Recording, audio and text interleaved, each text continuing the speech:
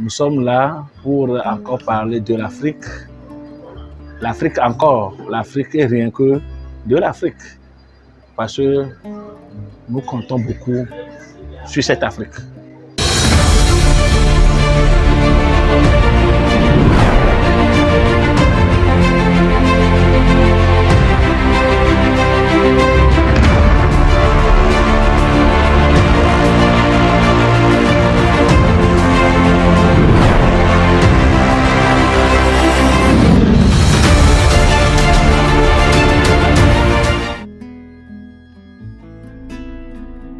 Aujourd'hui, principalement, nous allons parler du Burkina Faso. Vous savez que nous faisons des détours, On a fait le Mali, on a fait le Tchad. Aujourd'hui, nous allons parler du Burkina Faso. Les peuples intègres, ou bien la terre des hommes intègres, dit-on. Ouais. Nous avons vu par le discours du chef de l'État la semaine passée qu'il y a encore des hommes intègres en Afrique.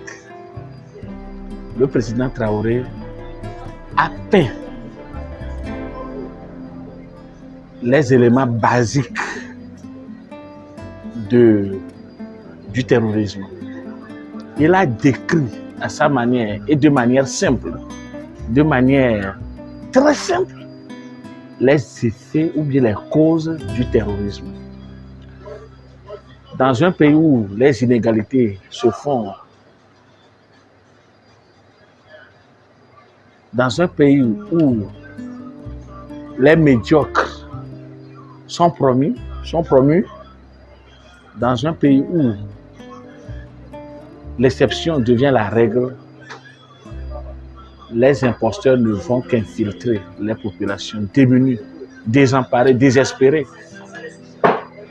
C'est pourquoi l'analyse que Traoré a faite est une analyse très pertinente. Et je disais qu'il y a encore des humains sur notre terre africaine. Ce monsieur est un humain. Il a parlé sans langue de bois. C'est ça aussi qui fait la différence entre certains chefs d'État.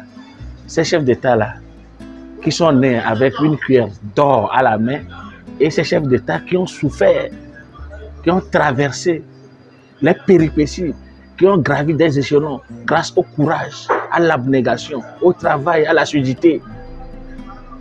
Monsieur Traoré fait partie de ces chefs d'État-là.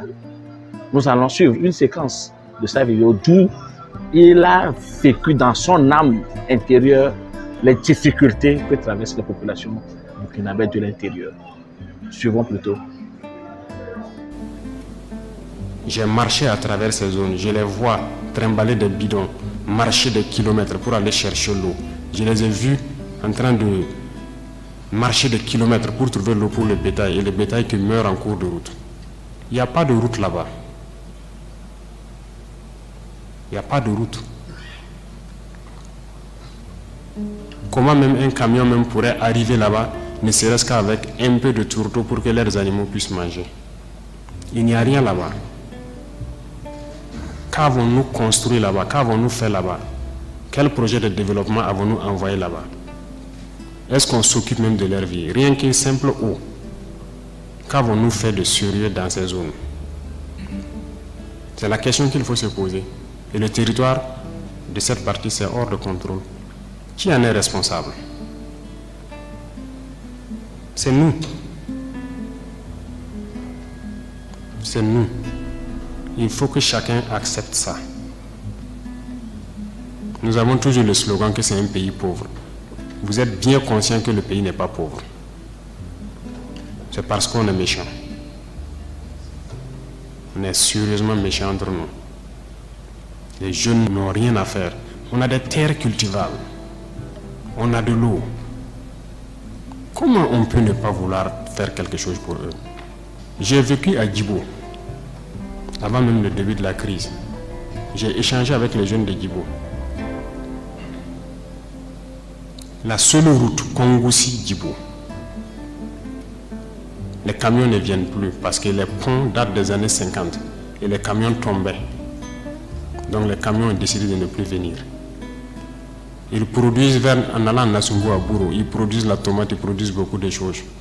Tout pourri. ils n'arrivent pas à vendre.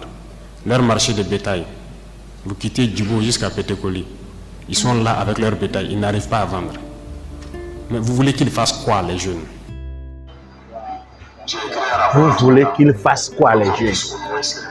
Vous voulez qu'ils fassent quoi, les jeunes? Ça, c'est un cri de détresse. Et mon âme languit au-dedans de moi. Vous voulez qu'ils fassent quoi, les jeunes? Voilà l'interrogation qu'a posée le chef de l'État. Cela veut dire que le chef de l'État sait que aussi longtemps que les inégalités vont perdurer, aussi longtemps qu'il y en aura une petite minorité qui vont s'accaparer des richesses de nos pays, de nos États, quoique riches, demeureront toujours pauvres.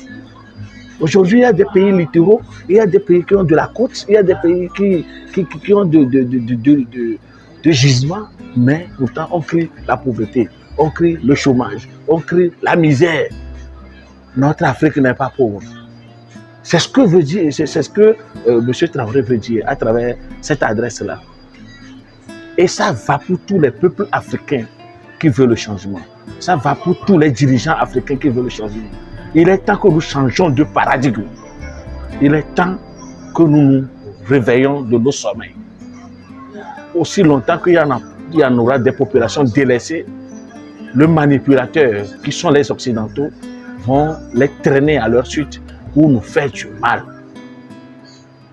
Un président humain, je le dis et je le répète, je ne l'ai plus encore vu, si ce n'est ce monsieur Traoré, qui, je pense, est la réincarnation toute faite et toute parfaite de Thomas Sankara.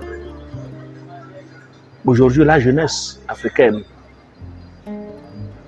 doit changer vraiment de mentalité. Nous devons être solidaires entre nous. Les pays doivent être solidaires. Les dirigeants doivent être solidaires entre nous pour que la prospérité, tant nous souhaitons, soit partagée par tous. Je vous appelle à voir, à revisiter, à analyser, à décortiquer cette vidéo de M. Traoré. Et nous allons nous frayer un chemin sûr pour un développement harmonieux de notre cher continent, Maman Africa. Maman Africa, nous vaincrons. Pour ta cause, nous lutterons. Abat le terrorisme et que vive l'Afrique. Je vous remercie.